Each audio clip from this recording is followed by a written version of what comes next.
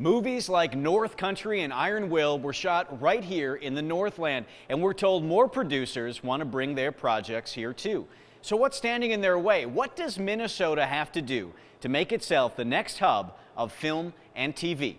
We take a look.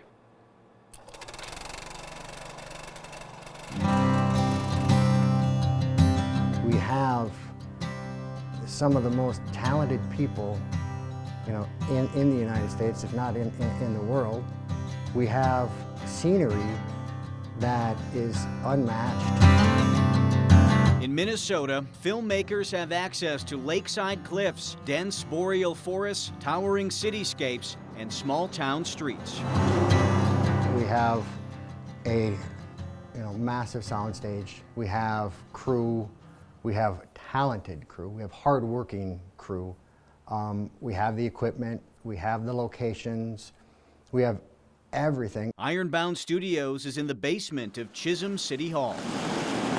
This stage itself is 50,000 square feet in a single sound stage, to where you're not going to find that anywhere else in North America. Interior rooms, a tunnel, and a crypt are just some of the sets at the movie studio built for the 2018 production of The Harbinger. Where else can you be sitting inside a cave that's not dripping on your head from condensation or a bat flying through? Now granted, we could make all that happen for you.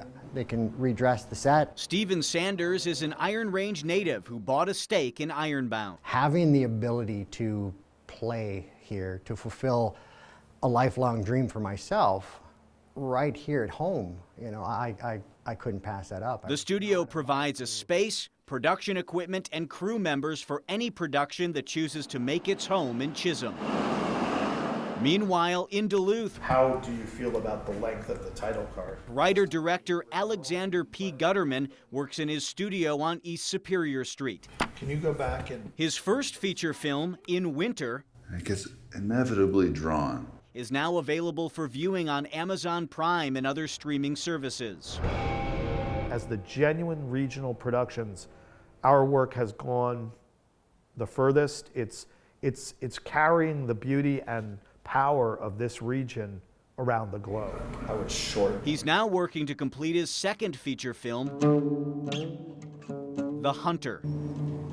The film The Hunter is about two filmmakers, one day in the life of two filmmakers, and we dive into the world of their film and then come out into their world again. Enough to get the feel for it. Gutterman loves making movies because it's a collaborative art form, bringing dozens or sometimes even hundreds of people together for one common goal. If you count the people that supported the film in terms of providing meals, housing, and transportation in the community, we're about 150. The Hunter was shot almost entirely at Denfeld High School. Hey. It has a small budget of around $80,000 or $90,000, but that's enough for Gutterman and editor Kaylin Mars to make a movie here. Oh, that's already on it. A place they say is a great setting for independent filmmakers. And that the people involved become personally involved. And that also there's a big spirit of volunteerism, because people are aware that you're not flowing in money. And a big step toward growing the local film industry came last year when the Catalyst Content Festival left Vermont to make Duluth its new home. There aren't many other locations in the U.S. that are a small town that have that professional level of existing infrastructure. And we looked at a lot of places where we can help alleviate some of those fears. Executive Director Philip Gilpin Jr. says Hollywood producers liked what they saw when they came to Duluth for the festival last October. More than 80% of attendees said they would consider coming back to work on projects here. You could see a couple dozen projects being filmed each year in the area, and they might be small to medium-sized projects that would have budgets between $500,000 and a couple $1 million each, but it would be a good start to get the infrastructure growing and get people used to the jobs. So why haven't more movies and TV shows come to the Northland? Hollywood films and national cable TV productions have reportedly been interested,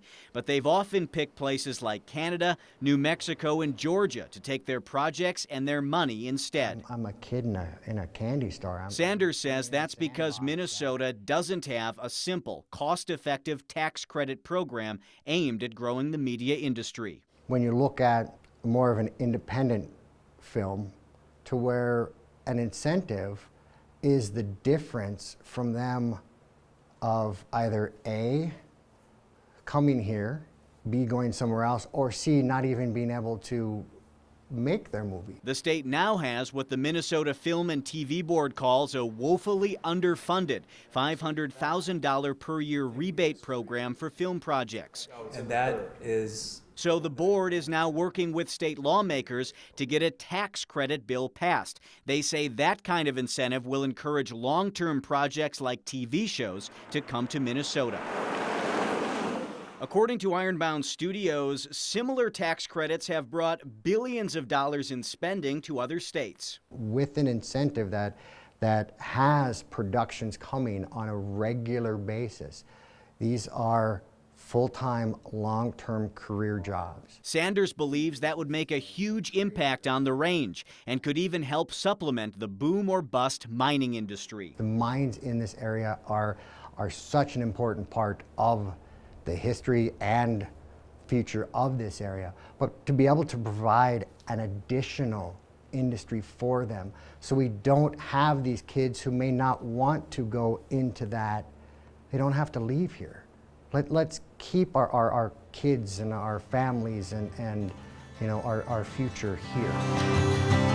Until better incentives are introduced, Gilpin wants local focus put on supporting artists. He says that will encourage people who work in film and TV to live here year-round.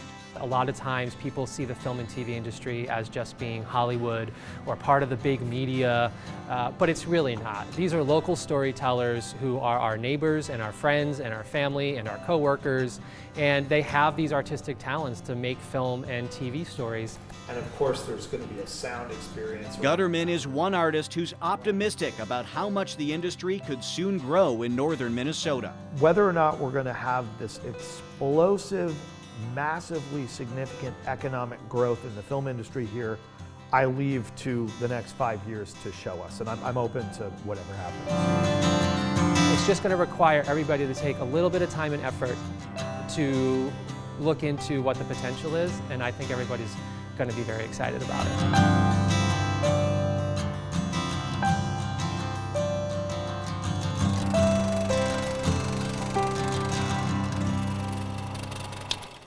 So, is the Northland the next Hollywood? Probably not. But this could be a regional center for film and TV production in the not too distant future. Reporting in Duluth with photojournalist Adam Jaganich, I'm Andrew Kirov, Fox 21 Local News.